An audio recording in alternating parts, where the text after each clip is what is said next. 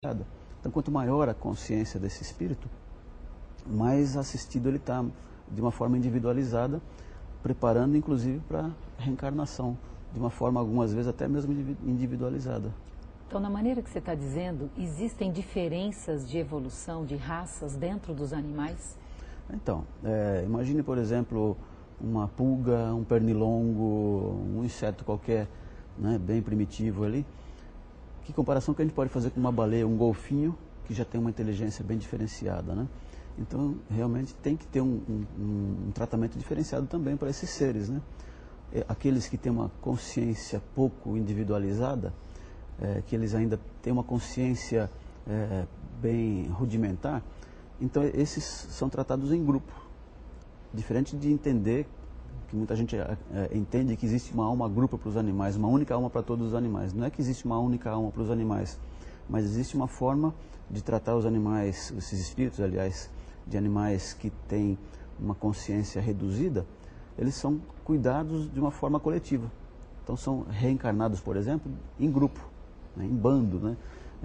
Mas cada um é um indivíduo desde o começo, desde que foram criados simples e ignorantes, e vão continuar com essa individualidade eternamente. Mas a forma como são tratados na preparação para a reencarnação é de uma forma coletiva, porque eles não têm consciência de que eles existem, por exemplo, né? Então eles são trabalhados em grupo.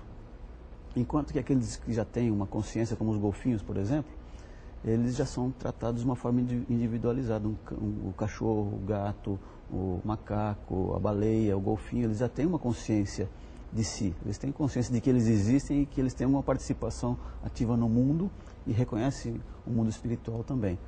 Então eles são tratados individualmente, são preparados para a reencarnação e reencarnam realmente para continuar o seu processo evolutivo.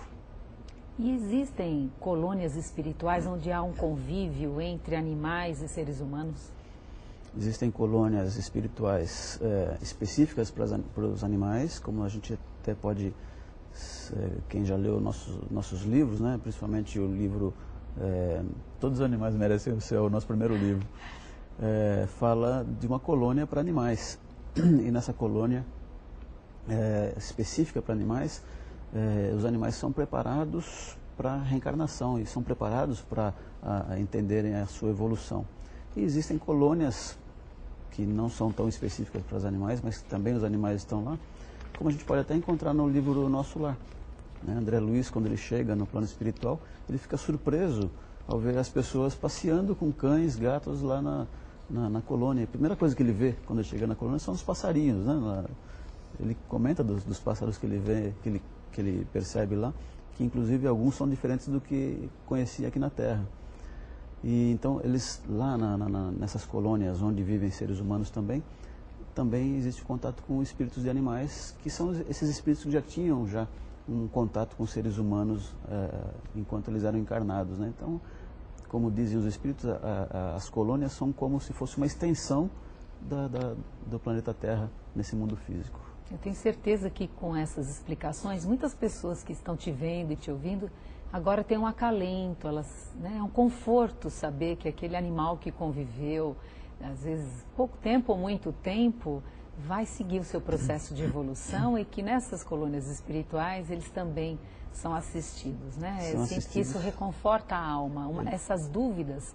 Para quem tem afeto pelos animais, para quem se vincula aos animais, isso vai fazer muita diferença, né, Marcelo? Eu acho que o importante é saber que não só o animalzinho que a gente tinha, aquele espírito, ele não morre, mas ele, sabendo que ele está bem tratado, bem assistido e sabendo que ele vai voltar, é mais confortante ainda, né?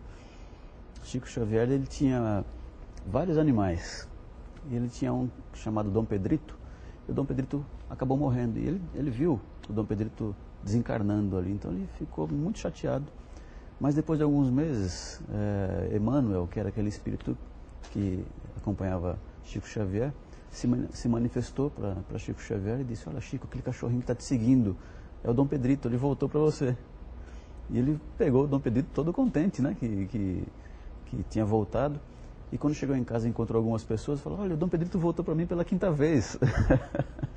5 vezes o Dom Pedrito voltando mostra que existe a possibilidade daquele animalzinho que desencarnou na nossa família, na nossa convivência, existe a possibilidade desse animalzinho voltar para a gente, e com certeza ele vai reencarnar conosco muitas vezes ainda, e a gente pode ficar sossegado que não perde contato com eles nunca, eles estão sempre de volta. Marcel, agora nós vamos para um breve intervalo e você continua em sintonia, porque voltamos em 1 minuto com você.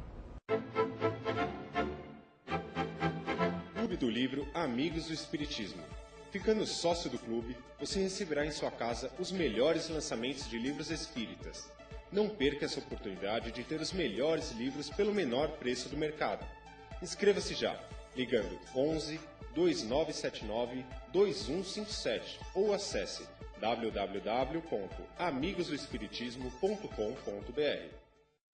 Os livros citados neste programa podem ser adquiridos na Mundo Maior Editora. Acesse mundomaior.com.br.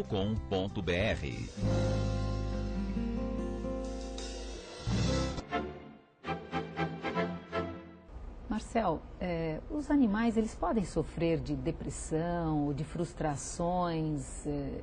São doenças mais ou problemas mais emocionais? Então, como nós comentamos, os animais eles têm consciência, né? Pelo menos aqueles animais que estão num grau de consciência mais elevado, como os mamíferos, até algumas aves também, eles têm consciência do que acontece com eles no ambiente que eles vivem, e pode acontecer de existirem problemas emocionais. O próprio Kardec cita nos livros da codificação, no livro dos médios, se não me engano, uma reportagem que saiu no jornal Le Matin, em que ele comenta sobre um cachorrinho que foi suspeito de ser portador da doença da raiva. Então a pessoa que cuidava dele, com medo de ter um animalzinho com raiva em casa, soltou ele na rua. E as pessoas sabiam que ele era suspeito de estar portando o vírus da raiva. E todas as pessoas que ele tinha contato, que ele conhecia, fechavam as portas quando ele chegava perto. Ele passava na casa de um, fechava a porta, passava na casa do outro, fechava a porta. Chegou um momento que ele passou na casa de todos que ele conhecia e todas as pessoas estavam rejeitando a presença dele ali. E ele se sentiu, então, excluído. Então, Kardec conta que ele, aparentemente se sentindo muito triste, foi em direção a um lago, deliberadamente entrou no lago, afundou na água e saiu do outro lado boiando já morto. Então ele se suicidou. Ele entrou numa depressão a ponto de preferir o suicídio a continuar vivendo dessa maneira, desprezado dessa maneira. E uma outra história é a história de uma senhora que, pela manhã, ela foi para a padaria, né? E o que ela encontrou no meio da rua? A história do passarinho, né? Essa é linda. Essa também foi uma história espontânea. Alguém ligou lá para a rádio contando essa história. De uma senhora que ela trabalhava num determinado lugar. E na hora do almoço ela saiu para buscar alguma coisa na padaria ali, na hora do almoço. E um passarinho cercou ela e piava e queria que ela fosse numa determinada direção. E ela falou, não, agora não posso, né? Tá na hora do meu almoço. À tarde é como se estivesse conversando com um passarinho lá. E o passarinho insistindo com ela, ficou esperando ela sair da padaria e tentando chamar a atenção dela para ir numa determinada direção. Ela falou, agora eu vou trabalhar, depois eu vejo o que você quer. E no final da tarde estava lá o passarinho esperando por ela. E ela até pensou em ir embora e largar o passarinho sozinho lá. Mas ela, como ela prometeu, né? O passarinho foi voando numa determinada direção, ele voava, pousava, esperava ela chegar perto, voava, pousava, esperava chegar perto, até que chegou numa espécie de um beco, e o passarinho subiu até a parede, onde tinha um buraquinho. E ele ficou no buraquinho, olhava para dentro do buraquinho, olhava para ela como se estivesse dizendo, o problema está aqui. E quando ela foi olhar, dentro daquele buraquinho era um ninho do passarinho, que tinha duas aberturas, uma do lado de cá e outra do lado do muro. Só que emparedaram aquele muro do outro lado, fechando a saída do outro lado, né? E os passarinhos eram grandes e não podiam sair pelo buraquinho pequeno. Então ele pediu ajuda para ela, ajudar a abrir o buraquinho ali para que os filhotinhos pudessem sair. E ela com a mão mesmo conseguiu arrebentar o bloco, né?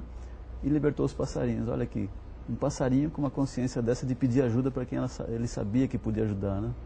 Então, essa comunicação, quando nós temos sensibilidade, e quem Acontece. tem animais em casa sabe, né? Eu estou lembrando aqui de um livro que eu li há muito tempo, que chama 7 Experimentos que Podem Mudar o Mundo, que é um biólogo, Rupert Sheldrake. E ele fala muito também tem vários exemplos, enfim, dessa sintonia que existe, não é? E também eu fico pensando aqui, para te perguntar, as pessoas também, que aí vamos falar de um pouco de um outro extremo, as pessoas que querem humanizar o animal, né? No relacionamento, como é que você vê? Porque uma coisa é o respeito, a dignidade, outra é a humanização. Que diferenciação? Como é que a gente pode tratar os animais? Eu acho que